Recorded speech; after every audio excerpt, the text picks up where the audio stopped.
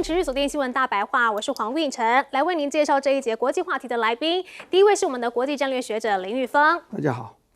以及国际政治专家赖月谦。主持人好，观众朋友大家好。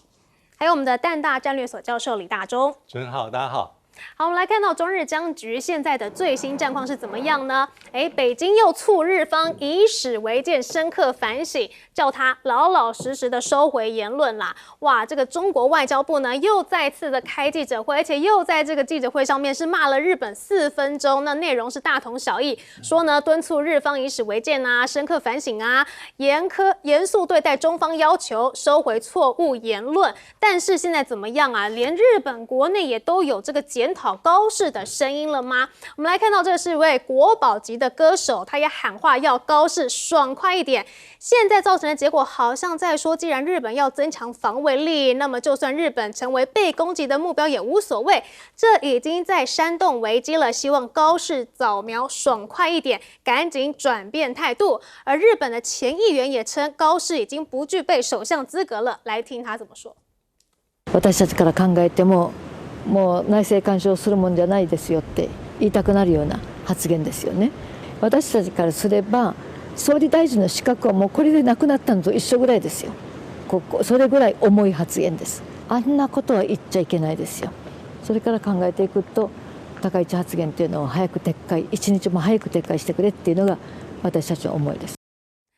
而现在日本国内也竟然有组织叫计划弹劾高市早苗了吗？来看到日本学者怎么说啊？他说呢，预定啊在12月8号众议院会馆举行记者会，以全体会员名义公开弹劾高市。好，这个是日本学界和民众态度的一个真实写照。另外呢，来看到大陆的学者怎么说呢？他说呢，包括美国在内的联合国安理会常任理事国对于高市早苗的涉台恶劣言论是抱持着批评的态度，或者是不表态，也就说明了其言论的一个危险性。但是现在日方也要来进行反击了吗？日本传出要暗地加强对华半导体限制哦，也就是这个光阻剂要全面断供吗？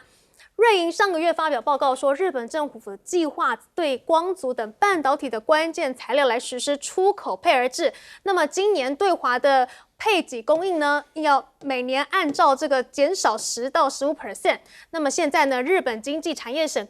更新了出口管制清单，对于关阻实施3锁政策。那么这个出口的批审周期要长达90天呢，但是这个产品的保质期缩短至6个月，也就是说呢，你非常去难囤货的。那如果你没有这个光阻剂的话，哇，那中国的先进制程可能就要断货喽。那除了这个在这个半导体限制之外呢，在防止中国人买地的部分呢，高市早苗似乎也有准备。传出他上任之后呢，日本就在眼里建立一号资料库，以便统一掌握与管理外国人在日本持有的不动产状况，并且有意在2027年度就要启动这个资料库。甚至现在还传出了日本呢要来疯狂的抛售这个中国债务来报复。现在是网络疯传啦，说呢日本打算在11月抛售7兆日元的中国国债来打击中国经济。但是啊，其实日本拥有的这个中国国债呢，大约是1.66兆啦，不是所谓的7兆啦。另外呢，传出如果他说日本真的去抛售这个中国国债的话呢，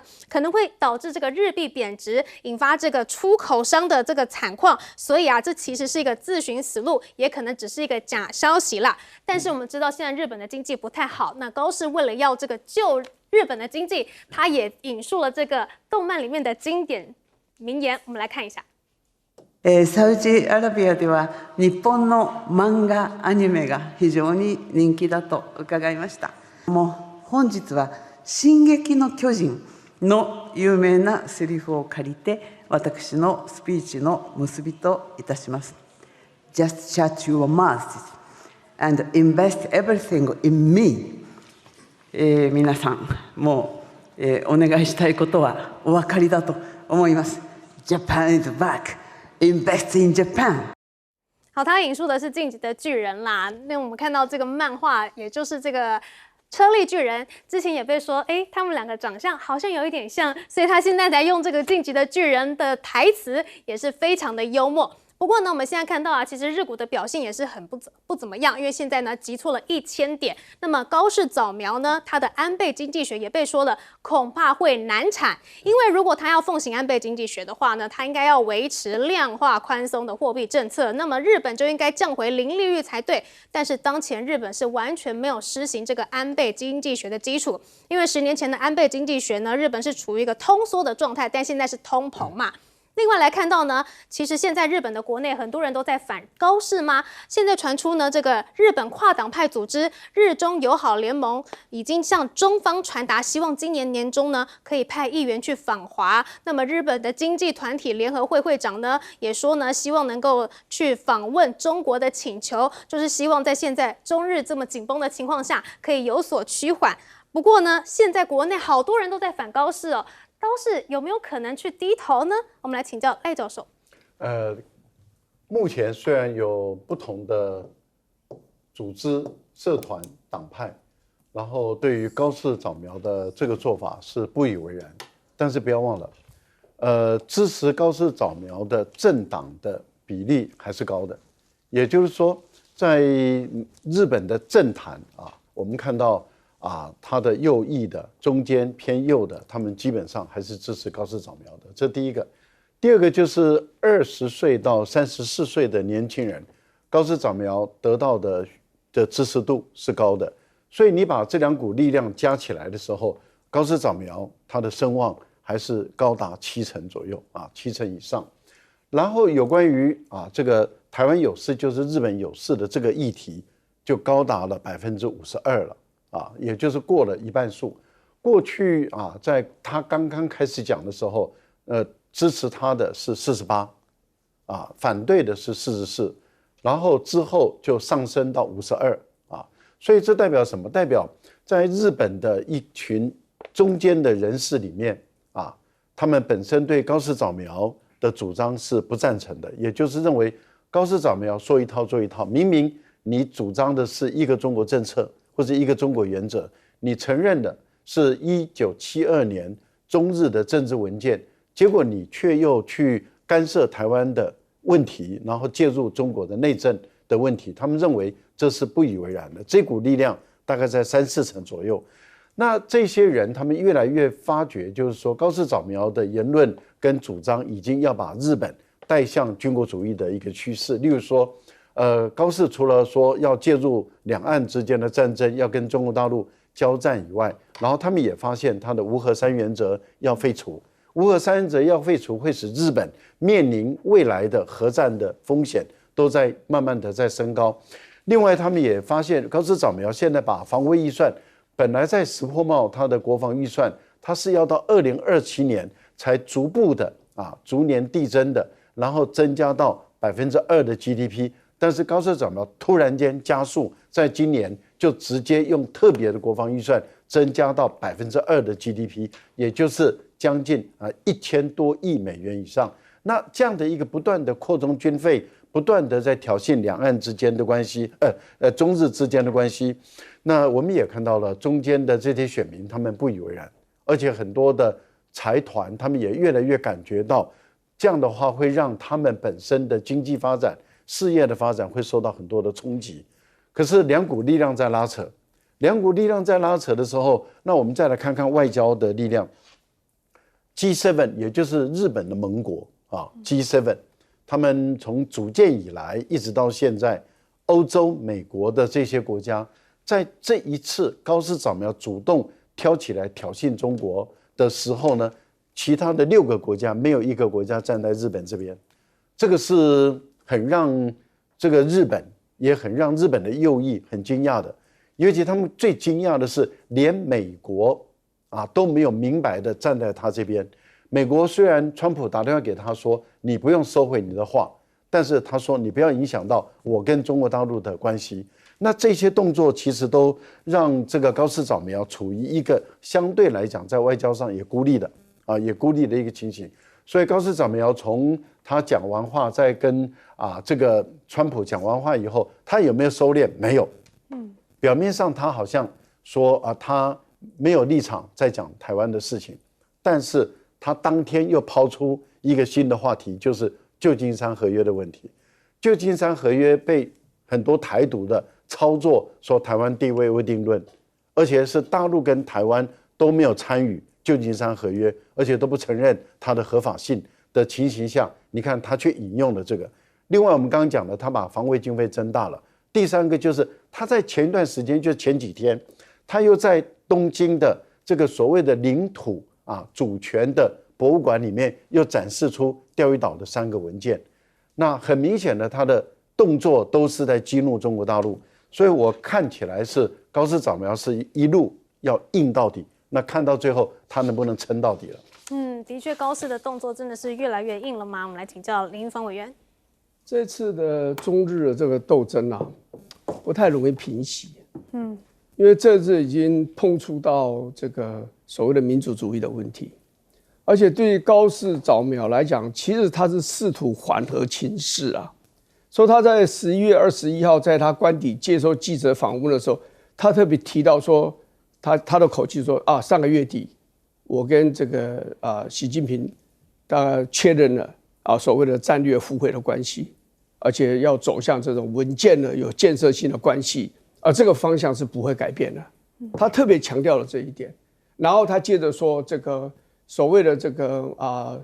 个台湾有事的问题的话，他的讲法就是说，要根据当时的实际发生的状况，来做这样的一个决定，这样。所以他现在他想试着缓和，而且很重要可以看得出一点，就是说，谢建他的讲法其实是违反了外交的一种常理了就是你说要砍人家的头，这个不好嘛？不管这个头是谁的头，总是不好嘛。可是日本并没有强烈要求中国大陆要把谢建给召还，并没有。你在其他国家这种政治的状况，在其他国家多数状况之下，你是非走不可的。可是他没有走，所以日本其实他想试着去这个有所缓和整个的情势。旧金山合约的问题，我的了解他大概是这样：一方面想卸责了，一方面就是讲出一个事实，就是说，在旧金山合约里面，我就已经把台湾给放弃了，所以我现在没有任何的立场可以谈论台湾的法律地位的问题。中国大陆的解释是，你是在另外制造一个事端，但是对于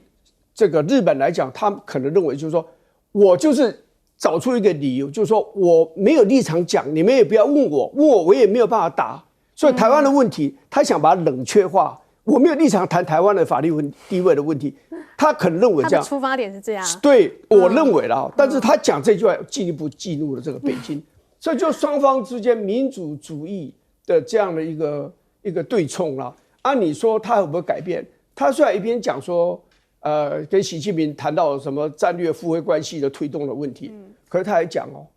他所谓这个所谓的这个生存这个危机事态的这个问题他说他这个立场是一致的，也就是说不改变。这个他认为这是他的底线某种程度来讲，他现在的民意支持度是75%，就是说算是非常的高。在这个状况之下的话，他认为他有底气。他不会随便的这个退却，因为而且他也认为他如果退却的话，你要知道支持他最大的一股力量在自民党里面，台湾就是阿守嘛，麻生太郎嘛，麻生太郎他们这些都是所谓的右派，所以你退出你向后退的话，你在内阁你不见得会讨喜所以我觉得就是说很多事情你一开始最好不要惹事，并不是每一个危机都可以解决的。我们现在大学里面研究所教危机处理，就讲不要以为每个危机都可以解决，有些的危机是很难解决的，最好是不要犯。那我是觉得这个日本的这个前任的驻中国大陆的这个大使叫垂秀夫他讲得很好他就说，如果台湾有事，真的要处理问题是美军会先出动是然后后面才轮到你去日本做什么判断？你现在就一下把底牌掀出来，讲了人家也不高兴，所以这个垂秀讲这句话，倒是对这个高市来讲是个很好的建议，就是说你就是老二，你不要想当老大嘛，说话说过头嘛，你更正一下这样就好了。好，我们请教李大中老师。对，目前看起来就是中日之间这种紧张、升温摩擦，看起来是短期内应该是难以善了，因为几乎没有任何转圜的余地。好，那高市早苗，即便是他11月7号讲出去之后，10号、21号看起来有点再收回来，口径比较放软哈，但是基本上我觉得已经是骑虎难下。那的确现在本来是一个问题，现在变2个问题。11月7号讲的是台湾有事，日本有事。那这个是比较有趣的地方是，当我们看到川普2.0之后，他对于这个是否要协防台湾，他的想法反而是从拜登任内的比较清晰，他往比较传统的模糊走。那反而是高市早苗在11月7号他的打法是非常非常清晰，所以他在11月10号的时候，他有再回答这个议题的时候，他已经有点再收回去了。他说我这个以后用字遣词我可能更加的谨慎啊，大概不会专门对任何特定的事态跟议题来去讲明说日本会不会出动军事武力，而是当时应该要根据实际的状况才能够做综合判断。那是他11月10号的修正，但是中国大陆不会善罢甘休。那11月26号也非常有趣，因为是高市早苗面对4位在党这个领袖党魁在讨论这个事情。其实野田佳彦又再问他一次，当时高市早苗的讲法，我也很同意刚才这个玉芳委员所讲。他说，按照1951年的旧金山合约，这个日本放弃对这个台湾主权任何的说法。那一般的看法可能说，他有点要把这个事情要稍微淡化。当时野田佳彦的诠释，他认为是某种程度代表高市首相实质的把他的话收回来了。但是北京不会这样看。因为现在就很麻烦的地方是北京现在要求是认错道歉，要把话收回，但是作为首相他没有办法，不可能。我觉得以高市早苗打的算盘，第一个要判断是他11月7号讲的是不是刻意的，是个知道会这样问，他标准答案出来，还是他回答的比较仓促。一般判断是第一种可能性会比较高，但他把话说出去的后果是什么？首相在国会里面的讲话，代表说我把日本过去的空间撑得更大，塑造出一个先例，一个案例，以后这个空间就是这样走，他可能就是这样的一个意思。可是要他把话收回去，我觉得很难。比较可能是他透过后续的一些补充、堆叠式一些说法，可能稍微可以缓解，但目前看起来方向不是往这走。还有就是，如果是以政治盘算来看的话，他现在民调这么高。假设在这议题上他说我撤回，我可以想象他的政治的生命会风险非常高。那假设他现在跟中国大陆是硬抗到底的话，也许还可以周旋一段日子。我觉得他的判断应该是继续再往下走，他不会把话吞回去的，而且对他的政治上是一个重大的打击。那中国大陆目前来讲，它是逐渐的升温，但我要问一个问题是，中国大陆一定判断说这样的升温高市会屈服吗？那假设不屈服呢？那是不是要拖很久很久的时间？对。而且现在不只是这个其他的方面，我们来看到包括了军事方面哦，现在两方的战场呢场景呢来到了钓鱼台哦，这个是前几天的新闻啊，今天的新闻呢说呢，这个陆海警的发言人说啊，日方的一个渔船叫做瑞宝丸号呢，它是非法进入了钓鱼岛的领海，那么陆方的这个海警船舰呢，也依法来对其采取必要的管控措施，并且警告驱离。那么这个日方的海上保安厅则是说呢，有2艘中国的海警船呢，均搭载机关炮，一边宣扬中方主张，一边试图靠近日本渔船。那么日方的巡逻船呢，也要求他要驶离领海。那么双方呢是在深夜对峙了3个小时。好，不止如此啊，最近呢，日本呢也在这个钓鱼台上面呢，出示了3个新的日本证据，要来证明说这个钓鱼台就是日本的。不过对此呢，大陆的外交部也驳斥了，说日方的材料是断章取义，毫无说服力。钓鱼台主权历史经纬清楚，法理依据确凿。你要说这个钓鱼台是你日本的，那么陆方就要说你琉球是独立的。来看到啊，现在北京又再度打这个琉球牌，要来反制高市了。大陆的学者认为呢，琉球在近代并入日本的过程中充满了争议，日方琉球属日的法理基础模糊。近年大陆发展的琉球学还得到了国家级研究计划的一个资金支持哦。另外，大陆的学者呢也说啊，不要再用冲绳来称呼琉球群岛了。来听一段他的说法。我觉得以后我们在称呼琉球群岛，我建议啊，不要再用冲绳这个词儿，因为冲绳这个词儿是1879年日本霸占了琉球群岛以后，他提的一个概念叫冲绳，他就是想用冲绳这个词儿来冲淡，或者以后不再用琉球这个词儿。琉球这个词儿已经存在了几百年的时间了。而现在冲绳自己的居民呢，也向高市政府提交了请愿书，说呢反对基地来搬迁。这是11月30号的时候啊，冲绳县知事呢手拿着一份沉甸甸的请愿书，希望高市政府能够坚持无核3原则，停下边野古的一个填海工程，放弃将美军基地搬去名护市边野古的一个计划。好，那现在呢，不只是在这个冲绳啊，还有这个钓鱼台这上面啊，现在传出呢，高市有可能想要加入北约吗？这解放军报呢，现在也是一天一天的在骂高市早苗啦。来看到他最近怎么说的呢？说啊，高市公然的发表错误的涉台言论啊，粗暴中干涉中国内政不撤回，公然挑衅战后秩序，对亚太地区的区域和平、世界稳定构成严重威胁。好，暴露出危险的军事扩张倾向，甚至呢不只是一天一报嘛，现在也是在致函联合国，还请这个古特瑞斯要注意日本正在重新武装啊，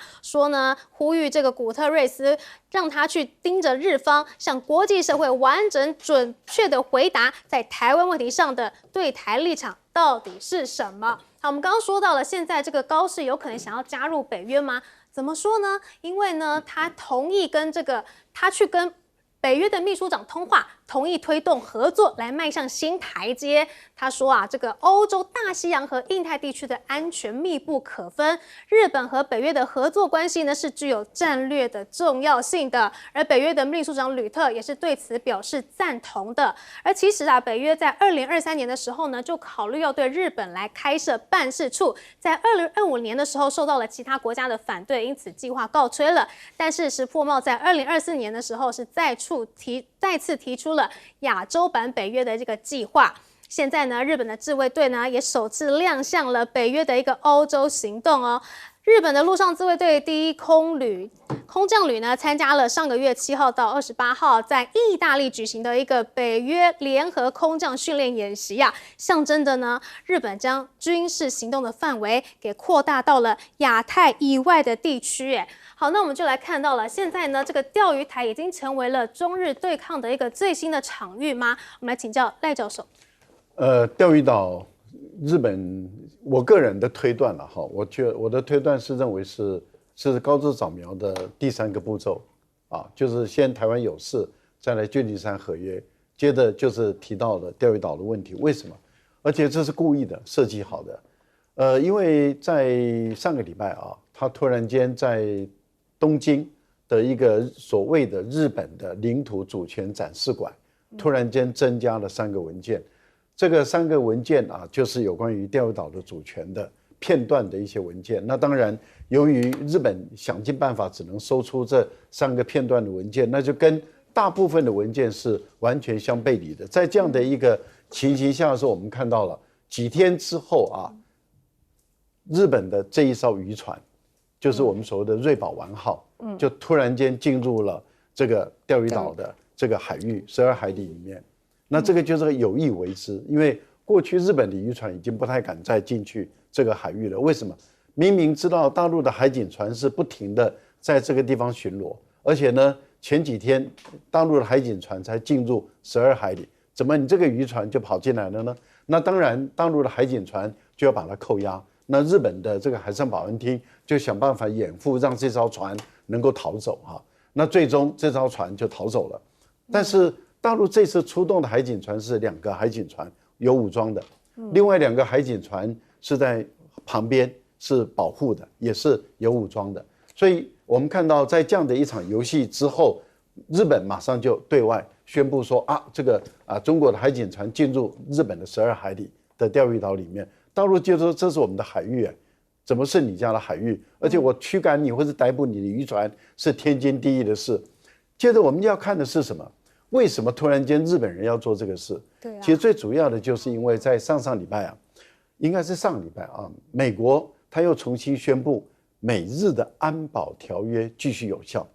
而且它的有效的范围基于钓鱼岛海域，它的有效范围基于钓鱼岛海域，日本就公布了钓鱼岛的所谓的3个文件，渔船就进来了，那中国的海警船当然就去逮捕。结果我们要看的是，那美国有没有生效这个安保？结果没有，美国的船没有过来啊，那就代表说，美国的美日安保说给予钓鱼岛，但是只是流于口头说说而已，没有实际上的行动。好，那既然你日本人要打台湾牌、打台独牌，其实不是讲打台湾牌了，就是打台独牌。那大陆现在已经抛出一个新的议题了，就是琉球国的问题。琉球国几百年来，甚至上千年，它都是独立的国家。美国在琉球国的时代，它也有派总领事驻琉球，所以美国很清楚知道，日本国是日本国，琉球国是琉球国，美国有总领事在琉球。结果琉球是被日本非法的并吞，这个大家都知道的事情。美国人在历史上，他的国务院的外交文献也写得很清楚。好。所以这就是为什么当美国结束对日本的统治，把日本的主权交还给日本的时候，对不起，这个琉球并没有交给日本，所以琉球的国际法的地位不属于日本，这是千真万确的事。好，那我们要问另外一个问题啦，另外一个问题就是这个钓鱼岛。钓鱼岛跟日本的本岛一点关系都没有。如果真的说跟钓鱼岛有意见的话，那理论上讲也应该是琉球国跟大陆的彼此之间纷争，而不是你日本国跟大陆之间纷争嘛。而且我们都知道，钓鱼岛这个海域是我们台湾跟浙江人传统几百年来的捕鱼场。所以你看看日本人跟你无关的关系，你还要来要，真的是有一点在炒作独立这件事情啦。我们来请教玉峰委员。这个不是说日本想参加北约，其实美国一直在拉。你看这个就讲去年好了，去年大概7月10号在华府举行了这个北约的领袖高峰会，有4个亚洲的国家也被邀请参加了，日本的安田文雄。南韩的尹锡悦，还有澳洲、纽西兰的他们的总理也都参加了，而且这是连续第3年，这4个国家亚洲国家被邀请去参加，所以也就是说，你可以看得出美国做法，它就是要把它亚洲跟这个欧洲的这些盟邦要把它们结合在一起，互通生息，所以这就可以知道为什么北约国家台湾海峡离你这么远，德国的战舰。你这个法国的战舰、英国的军舰，为什么他们有时候都要刻意的从这个台湾海峡通过，从上面下来到这个南海，或从南海上来通过台湾海峡回去？为什么要这样做？这个就是美国的一个整套的这个战略的设计嘛。这个还不是从这个川普开始，从拜登甚至更早时候就已经开始了。所以这个是他们的这个。整个西方国家，他们认为说，我这样子做，那这个可以大家可以这个互相支援啊。欧亚2个地方，美国的盟邦，美国站在中间，互相调配这个军力。所以很多的演习的时候，为什么欧洲国家也跑到太平洋来参加这个军演呢？就这个意思啊。那另外讲到这个琉球的问题是这样，那的确琉球早期福建当然有人说是闽南，那福州人说是福州，他们有很多的家族都搬到琉球去，所以最早年的时候，那个琉球很多人他们过世，他们的坟墓是向着大陆这边的，向西的这个是世界共同的这种文化。很多的国家他们流落到别的地方去譬如说部落人民流落到别的国家去，他们死的时候，他们的头都会朝向另外一边，所以这个朝向他们的祖国，所以这里可以看得出，就琉球的确是有一些问题存在。2个因素，第一个，日本人一向瞧不起琉球人，他们觉得你们是很远的。然后呢，这个2次大战的时候，日本死伤最多人的地方是在琉球，很多琉球的居民在最后的阶段，日本人甚至逼他们自杀。对，所以他们是非常恨。然后结束了冷战这么漫长，一直到现在，大部分日本的主要的军事基地都设在这个琉球。琉球，我相信台湾很多人都去过。你看到战斗机起飞，然后他的直升机失事砸到这个民宅里面去，然后那些美国的大兵有时候性骚扰、性侵的事件，你让琉球人觉得说，我整个生存空间都被你压缩，我都快要没有办法呼吸了嘛。所以的确说，中国大陆抓这一点是有抓到日本一些的痛处。虽然其实美国跟日本都知道了，所以他们现在开始把一部分的陆战队开始移到关岛去嘛，就是想要让琉球多一点的空间，让琉球人减少他们对日本政府、对美国政府的这种抱怨了所以另外一个当然很敏感的问题就是钓鱼台。钓鱼台在日本的占领台湾期间，钓鱼台是这个宜兰在管的，所以你可以看得出，你把台湾给还了，你钓鱼台跟着就还了，就是宜兰接收了，就是这样子而已。以前还不准台湾的渔船去抓鱼，还是马英九就某种程度来讲也是妥协了。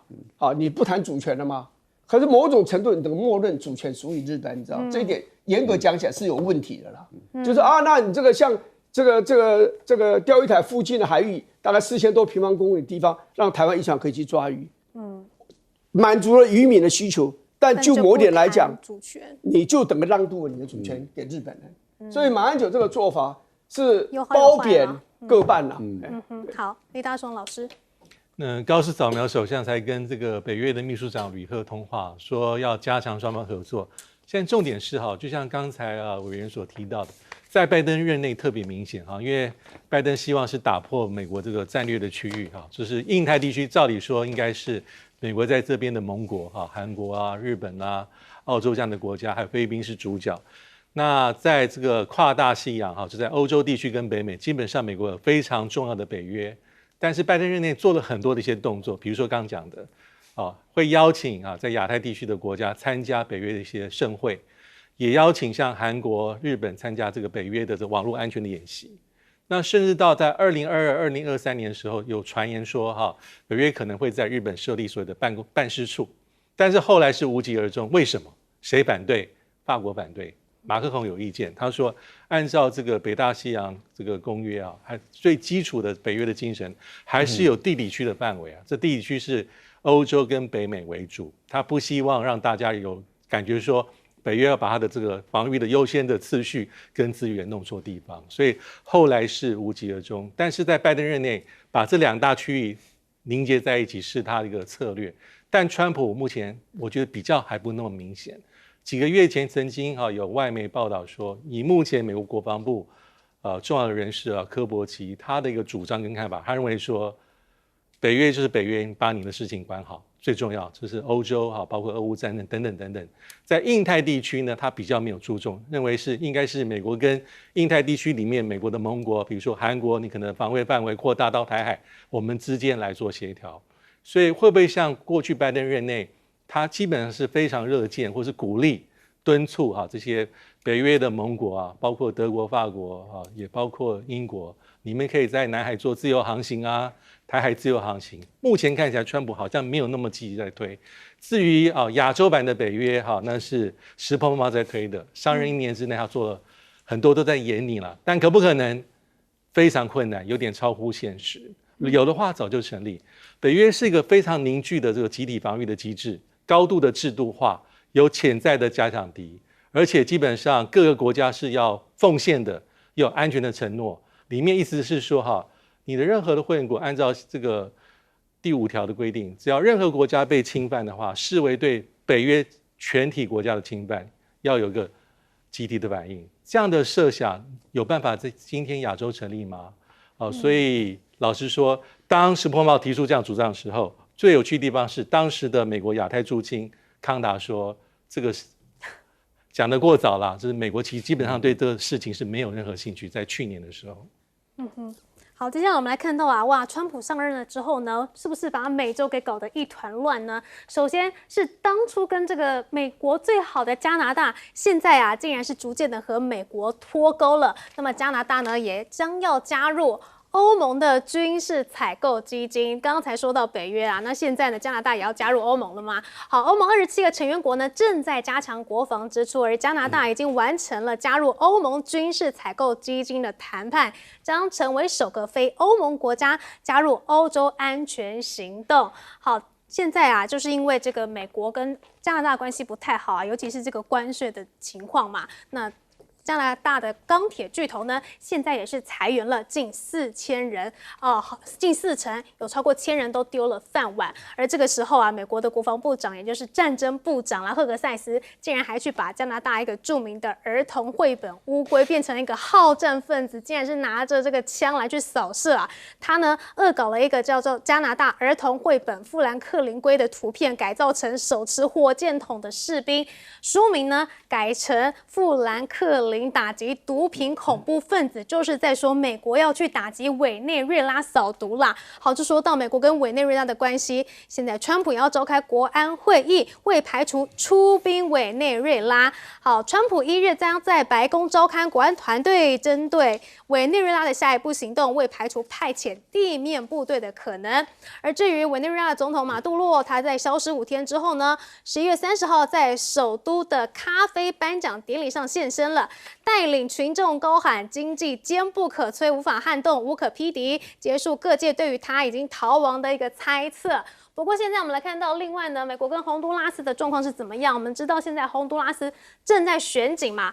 正在选举，结果呢，川普也突然间发文了，好，由川普支持的候选人呢，与中间偏右的自由党候选人，因为形成拉锯，两人的得票率呢都低于40%。一度仅相差500多票，所以这个时候呢，川普就突然发文了，他质疑这个选举委员会终止计票是试图要改变大选结果，并且呛瞎，如果真的是如此的话，你就等着付出地狱般的严重代价吧。好，说到这个拉美的关系啊，中国也想要介入拉美吗？尤其在这个军武的部分呢，也是在外销吗？我们来看到啊，中国新兴的进出口有限公司在2025年拉美防展中展示了 CH-3D 中空长航时武装无人机的模型啊，凸显了呢北京想要进军拉美国防市场的决心。那现在啊，中国的解放军076型无人航母呢，也在部署进程加快了。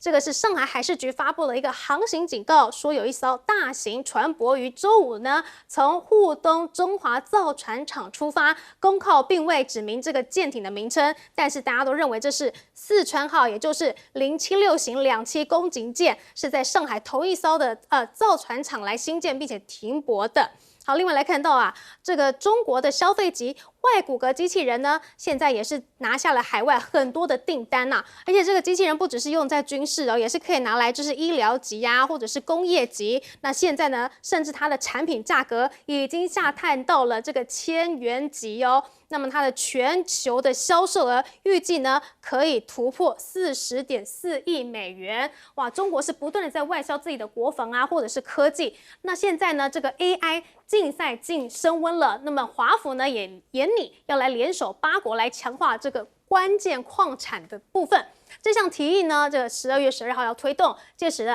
要以日本、南韩、新加坡、荷兰等等的官员一起在白宫会晤。对于这个关键矿产呢，不能再让给中国了。另外来看到中国还是非常厉害的部分，尤其是这个机器人语数科技，我们大家都看过它跳舞啊，又是唱歌的等等的。那现在呢，它要 IPO 了吗？它已经获得了众多的订单啊，今年营收将突破10亿元呢，成为人形机器人领域的隐形冠军，而且已经完成了多轮融资之后呢，估值达到100到120亿，好，预计明年就可以上市了吗？甚至啊，现在中国厉害到什么程度？机器人也有嗅觉喽。我们来看一下这段影片。请你闻一闻。好的，我闻一闻。我再闻。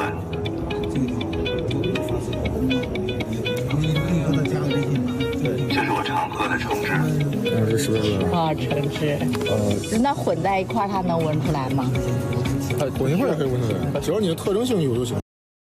哇，不论是橙汁还是清水啊，这个机器人一闻就可以知道了，真的是一大的进展哈。另外环时呢也说啊，现在太空 AI 中国有多个团队都取得了关键突破，像是这个算力呀，还有等等的这个，就是在说算力还有传输速度呢，现在呢都有很大的一个进展了。好，我们回过头来看这个美国跟这个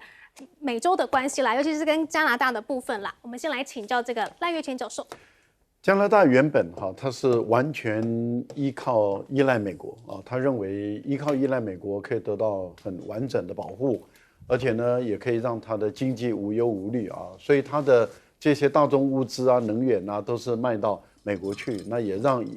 加拿大他的生活过上比较富裕的日子，安全上他也都是完全依靠美国，即使他的部队规模不大，部队也不强，但是只要有美国要求，他就会做。美国对外用兵，他就会支持这样的一个情形，所以加拿大在过去他认为他这样的话可以高枕无忧，国土面积这么的大，人口这么的少啊，那理论上讲，这个国家是很脆弱，因为外来要入侵它不难啊。如果说俄罗斯要入侵加拿大等都不难，因为它的防卫线太长了啊，所以他认为他高度的依赖美国，那这样的话，美国给他形成一个保护伞。这个他很安全，而且生活又富裕，所以他在外交上、在经济上、在各方面基本上对美国几乎都是亦步亦趋，完全不会违逆。但是没想到今天踢到铁板了啊！今天踢到了川普，川普认为加拿大人占了美国人太多便宜了，防卫预算也低，然后呢对美国的需求也低，然后这个贸易顺差这么的大，他有很多的意见。那对加拿大人来讲的话，他觉得我赚的都是能源钱呢，原物料的钱呢，我跟你买的都是你的工业制成品，我能卖给你的都是这些，就是坦白说都不是高附加价值的，我没有跟你的产品产生竞争，而且是高度的互补，你怎么对我有意见呢？那当然这一有意见，两边就吵起来了。现在加拿大突然间醒悟了，发现说，哎呦，不能够完全依赖美国，因为美国有可能会变的，因为这次的川普就会变，以后的总统会不会又变啊？我觉得当一旦有这么一点点的觉醒啊，那就是看他能走多远、走多长啊。因为如果又换了一个总统，他又跟加拿大招手说，哎，你来吧，你还是当我的小老弟，我给你保护，给你安全依赖，给你富裕的生活，可能加拿大又回去原来的路，又继续依赖的，然后就等于让历史不断的反复啊。那这个我们也不晓得，要看未来加拿大人会不会真的觉醒了啊。但是加拿大人觉醒是不是对他好，我想也说不一定，因为如果他跟美国交恶的话，那他就完蛋了啊。当然他就是真的是恶梦一场，所以我觉得加拿大不会到跟美国交恶的这样的一个地步，这不可能发生的事情。所以很多有心的国家也不用有太多的心，因为你的空间也并不大，你顶多就是让加拿大在这个经济上不要那么完全跟着美国走就行了，在政治上不要贴得太近就行了。我想这是你唯一能够操作的一点点的空间。委内瑞拉目前的情况，川普已经从9月份就出兵了，9月到现在都出兵了，为什么不敢动手？有风险，因为川普也不确定他这一动手能不能很短的时间内解决。如果不能够很短时间内解决，而这个战争会被拖下去的话，这个对川普来说不是一件好事情，所以他宁可要用大的兵力、大的强制力，然后逼着这个马杜罗自己投降。可是看起来马杜罗没有要投降的意思，那这样的情形会不会又继续僵在那里呢？我们再看看。好，我们先休息一下，待会回来。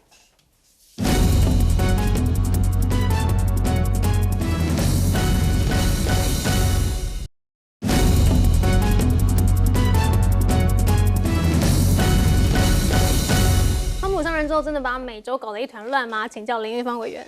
对啊，你看他阿根廷的选举他介入，说提供200亿的援助，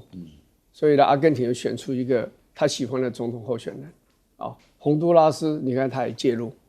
然后现在的委内瑞拉，他想把现在总统直接逼下来，然后巴西呢是把一个下台的总统说不可以起诉他，这个坦白讲，就这个我在不愿意用这个字，但这就是帝国主义，赤裸裸的帝国主义，这让人家真的是没有办法接受。人家是主权国家，你可以这样子吗？但是委内瑞拉它真的是集结了大军啊，它福特号的航空母舰战斗群在那里，它这上面有这个超级大黄蜂的战斗机，还有 F-35C 哦，然后还有这个电战机，然后呢还有飞弹驱逐舰哦，另外这个还带着2栖登陆舰，然后呢在附近部署了4500名的陆战队的队员，他早就可以把委内瑞拉完成占领了啦。那为什么不这样做？刚才教授也提到了，最重要，我觉得1989年他老布希去打巴拿马那件事，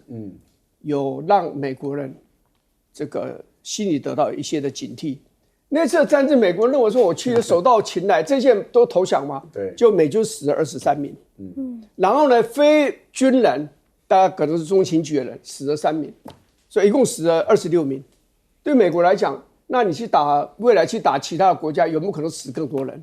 委内瑞拉真的是很弱，可是它的那个低空的反空飞弹可以打6公里啊，这个射程，然后可以打3500公尺的。那个俄国制的这个飞弹，它有5000枚啊！那你如果有直升机要登陆，你被它射到的话，你就可能死伤会惨重，也是会伤亡的。所以也就是说，他就希望我吓你，把你给吓倒。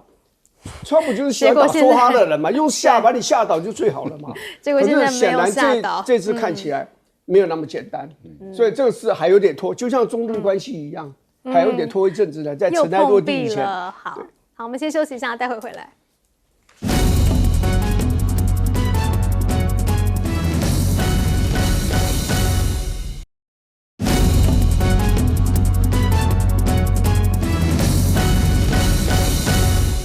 美国真的要对委内瑞拉打起来了吗？请教李教授。我觉得如果要动手的话，他应该早就要动手。所以对川普而言，他的上之策应该就是兵不认血。